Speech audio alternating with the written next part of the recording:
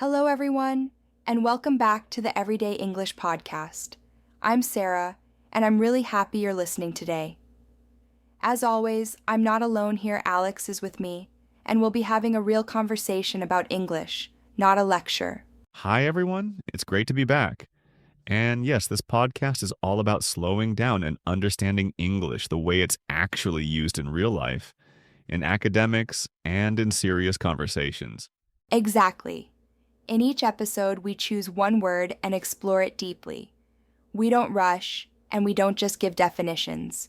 We talk about meaning, usage, emotions, and real situations. And today's word is a very important one. It's a word you hear in the news, in university classes, and in discussions about society, economy, education, and opportunity. Today's word is inequality. It's not an easy word, but it's an essential one. And understanding it well can really improve how you understand the world and how you express serious ideas in English. So take a moment, get comfortable, and let's talk about what inequality really means. At its core, inequality means a lack of fairness or balance between people or groups. It describes situations where resources, opportunities, rights, or outcomes are not shared equally. Inequality can appear in many forms. It can be about money, education, healthcare, gender, race, geography, or access to basic services. Sometimes inequality is very visible, and sometimes it is hidden inside systems and structures. What's important to understand is that inequality is not just about difference. People being different is natural. Inequality is about unfair difference when some people are consistently disadvantaged while others benefit. Many people immediately think of money when they hear the word inequality, and economic inequality is definitely a big part of it. But inequality goes far beyond income. There is educational inequality when some students have access to quality schools and resources while others don't. There is healthcare inequality when some people receive proper medical care and others cannot. There is gender inequality when people are treated differently simply because of their gender. So inequality is not one problem. It is a collection of connected problems that affect how people live, learn, and grow. Let's bring this closer to daily life for a moment. Because inequality is not only a topic for textbooks, academic papers, or news reports. It exists quietly in everyday situations, often in ways people don't immediately notice. Imagine two students who are equally talented, curious, and motivated. They have the same goals and the same desire to succeed. On the surface, they look very similar, but their daily realities are very different. One student has access to experienced teachers, reliable internet, and a quiet, comfortable place to study. They can focus fully on their lessons. When they don't understand something, they can ask for help, watch online explanations, or take extra courses. Their time and energy are directed almost entirely toward learning. The other student is just as capable, but their situation is more complicated. They have to work part-time to support themselves or their family. Their internet connection is unstable or limited. They study late at night, often tired in noisy or crowded environments. Even simple things like printing materials or attending extra classes become difficult. Over time, the results start to look very different. One student progresses smoothly, gains confidence, and has access to more opportunities. The other may fall behind, feel frustrated, or even start doubting their own abilities. And yet, the difference is not effort. It is not intelligence. It is not ambition. The difference is inequality. This is how inequality works in real life. It doesn't always appear as something dramatic or visible. Instead, it quietly shapes opportunities, outcomes, and confidence long before people realize what is happening. And when we understand this, we stop asking only who worked harder and start asking who had the chance to begin. I want to share a reflection here because inequality is not something most people truly understand only through numbers, charts, or statistics. Those things can explain patterns, but they rarely explain feelings. We usually understand inequality through experience, through what we see, what we live, and what we notice over time. There are moments when you suddenly realize that the people around you are not starting from the same place. You may be sitting in the same classroom, working in the same environment, or living in the same city, yet the paths in front of you are very different. Some people have safety nets, family support, financial stability, connections, or access to information. Others have none of these. They are not moving forward faster. They are often just trying not to fall behind. This realization can be uncomfortable. It challenges a very common idea in society, the idea that success is only about effort, discipline, and hard work. While effort is important, inequality reminds us that effort alone does not explain everything. Context matters. Background matters. Opportunity matters. For some people, failure means trying again. For others, failure can mean losing everything they have built. That difference changes how people take risks, make decisions, and imagine their future. Understanding inequality does not mean losing hope or giving up responsibility. It does not mean saying that effort is useless. Instead, it means seeing reality clearly and honestly. It means understanding why people's outcomes can be different, even when their abilities and intentions are similar.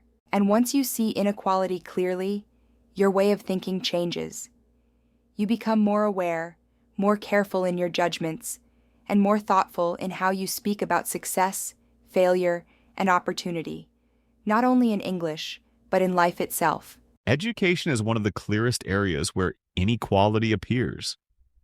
Some students grow up surrounded by books, guidance, and encouragement. Others grow up in environments where education is interrupted by conflict, poverty, or social barriers. When we talk about inequality in education, we are not blaming individuals. We are examining systems. We are asking why talent is distributed everywhere, but opportunity is not. This is why inequality is such an important concept in academic discussions.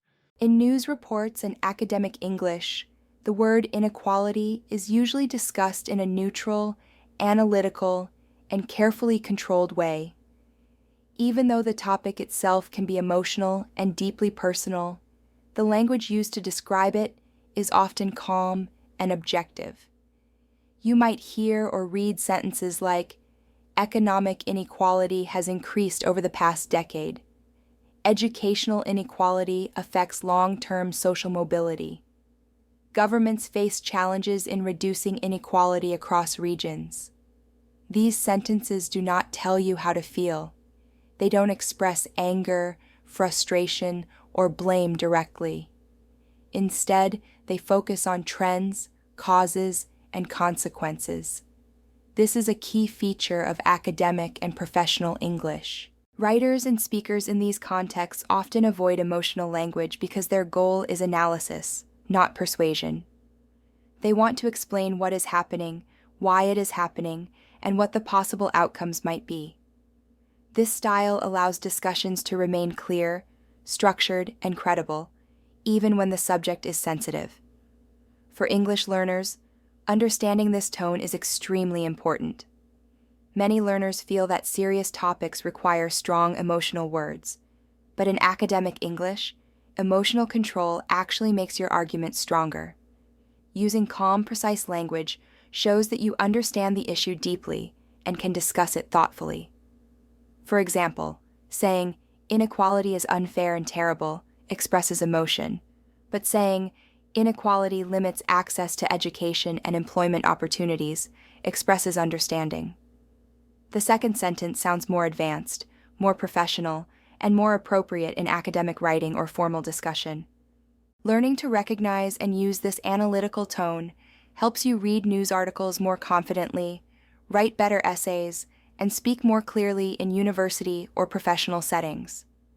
It allows you to separate personal feelings from structured argument, a skill that is essential for advanced English proficiency. Let's look at some common collocations, because this helps you sound more natural.